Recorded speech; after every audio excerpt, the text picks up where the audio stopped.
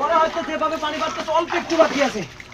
খালা কেউ কোনো ত্রাণ টান কোনো কিছু দিচ্ছে না, কেউ কিচ্ছু করে না। আমরা তো খানাই শেষ হয়ে যেতেছি, কোনো এডার হিতে নাই, বাল বাচ্চা লই তল মরতেছি।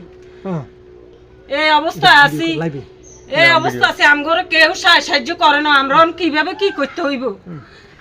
আচ্ছা, আপনাদের এই দুর্দশার কথা আমি আমার লাইভের মাধ্যমে একটু দেখাইতেছি মানুষগুলোরে, দেখি চেষ্টা করি আপনাদের জন্য কিছু করতে পারেন, আপনাদের এলাকার জন্য। সবাই দোয়া করেন, আপনারা হয়তো আপনি যদি আমগো তাইলে দেখছেন আর কোনো স্থায়ী কোনো কিছু নেই।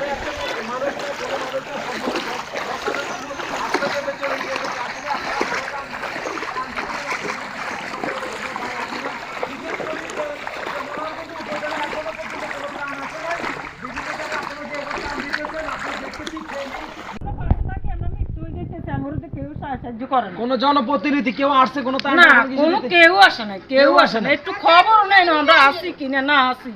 দেখুন আসলে ওই এই খালাটি আসলে উনি আসলে শর্মে কাঁদতেছেন। আসলে মানুষ আসলে গরিব মানুষগুলো আসলে তাদের বুকে ভিতরে কষ্ট, শর্মে কইতে পারি না, অসুস্থ কারবার পাইও না, কইতে পারি না। আমরা দিনে এত লজ্জা। আমরা চেষ্টা করব আপনাদের জন্য কিছু চেষ্টা আনার জন্য। দেখি আল্লাহ পাক যদি আমাদেরকে সহায়তা করে, যদি মানুষের হেদায়েত দান করে, দেখে চেষ্টা করি আমরা হয়তো বিকেল আবার আসতে পারি, আপনাদের জন্য কিছু আনার জন্য চেষ্টা করব। আপনারা আমাদের জন্য দোয়া করবেন। আলহামদুলিল্লাহ, আল্লাহ নগো মারো করে সবাইরে আল্লাহ বাঁচায় রাখ, লগে লগে আমগো বাঁচাইবার মত না। আমগো দোয়া যদি আমরা এই ফলগুলো তুমি বাঁচি থাকি বাল বাচ্চালাই তো থাকলাম, আর যদি না থাকি তো কোনো আপত্তি নেই, আল্লাহ রাস্তা মাফ করে দিই। আচ্ছা ঠিক আছে, আমরা আসো বিকেল আবার খেলা আসতে পারি, ঠিক আছে? বিকেল আসতে আমি আপনাদের আমাদের কি এলাকার কিছু ভাই ব্রাদার বলছে যে এলাকার অনেক পরিস্থিতি খারাপ। আমাদের এলাকার বন্যার পরিস্থিতি একটু মানুষের তুলে ধরে আছি সাফের জন্য ভয়ঙ্করে। এখন জীবন লহলহ করি, কাল রোডে থাকি আর সারাক্ষণ রোডে থাকি।